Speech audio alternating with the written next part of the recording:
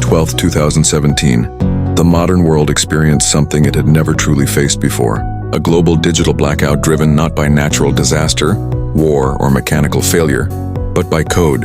Across hospitals, factories, banks, transportation systems, and government offices, computer screens suddenly froze. Files that had taken years to create were instantly locked. Critical systems stopped responding. And then a chilling red message appeared. Your files have been encrypted. Pay or lose everything. This wasn't happening in one city. It wasn't limited to one country. It was happening everywhere.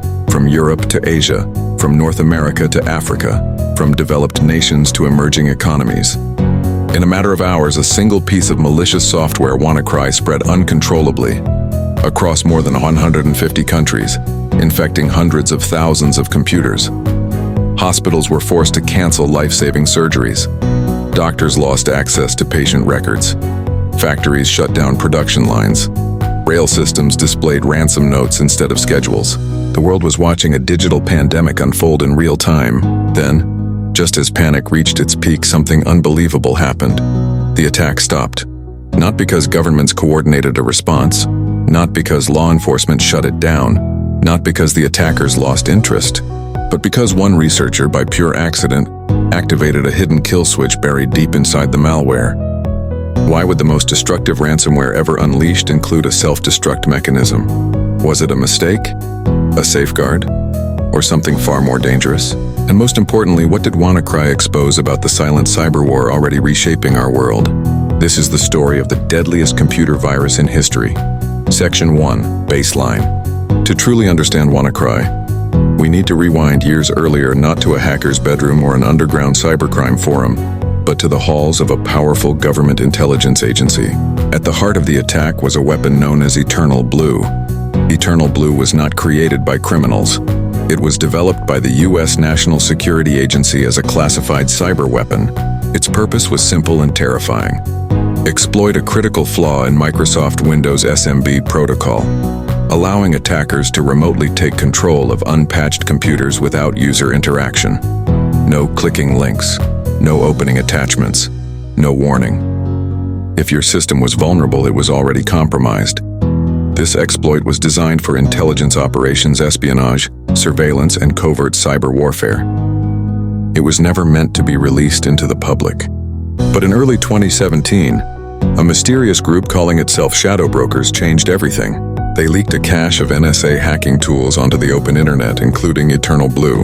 In an instant, cyber weapons once reserved for nation-states became available to criminals, hobbyists, and hostile governments alike. Microsoft rushed to issue emergency security patches, but the damage was already done. Across the world, millions of systems remained unpatched, especially in hospitals, government offices, and industrial environments running outdated versions of Windows. The world wasn't just vulnerable, it was exposed. WannaCry exploited this reality perfectly. Unlike most malware, it didn't rely on phishing emails or social engineering. It didn't need human error. WannaCry was a worm, self-propagating, automatic, unstoppable. Once it entered a network, it moved faster than any human response could follow. The digital powder keg was lit. Section 2. Trigger. On May 12, 2017, WannaCry was activated. Within minutes, the malware began scanning the internet for vulnerable machines, exploiting Eternal Blue wherever it found an opening. The moment it gained access, it encrypted files using strong cryptographic algorithms, the same level of encryption trusted by governments and banks. There was no cracking it, no shortcut, no easy recovery. Victims were presented with a simple demand: pay in Bitcoin or lose your data forever. But as cybersecurity experts began analyzing the attack, something didn't add up. The ransom payment system barely worked. The Bitcoin wallets were poorly managed. There was no efficient way to track who paid or to automate file recovery. This was not professional cybercrime. It looked rushed, poorly monetized, almost careless. Yet the damage was catastrophic. Within hours, major organizations were crippled. The UK's National Health Service lost access to critical systems. Telefonica shut down internal networks. FedEx operations were disrupted. Renault halted manufacturing plants. Deutsche Bahn railway displays showed ransom notes. This wasn't precision targeting. This was indiscriminate destruction. WannaCry wasn't hunting money. It was detonating a cyberweapon in the wild. Section 3. Execution. As the infection spread, security researchers around the world raced to dissect the malware. Then someone noticed something strange. Before executing its encryption routine, WannaCry attempted to contact a bizarre, random-looking domain name, a domain that didn't exist. If the domain responded, the malware shut itself down. If it didn't, the attack continued. At the time, the domain was unregistered. A young malware researcher named Marcus Hutchins, known online as Malware Tech, noticed this anomaly and registered the domain simply to observe traffic. What happened next shocked the world. Within minutes, global infection rates collapsed. The ransomware stopped spreading. The kill switch was real. By registering that domain, Hutchins had unknowingly neutralized the fastest spreading cyber attack in history. Why was the kill switch there? Experts still debate the reason. It may have been an anti-analysis technique to detect sandbox environments, a developer error left behind during testing, or a crude control mechanism meant to halt the attack if things went wrong. Whatever the reason, that single action prevented millions more infections. One domain name saved the internet. Section 4. Post-mortem. In the aftermath of the WannaCry outbreak, the world's leading cybersecurity agencies, intelligence services, and private researchers began the painstaking task of tracing the attack's true origin. What initially looked like chaotic cybercrime slowly revealed something far more serious. Evidence began pointing toward Lazarus Group, a highly sophisticated state-linked hacking organization widely associated with North Korea.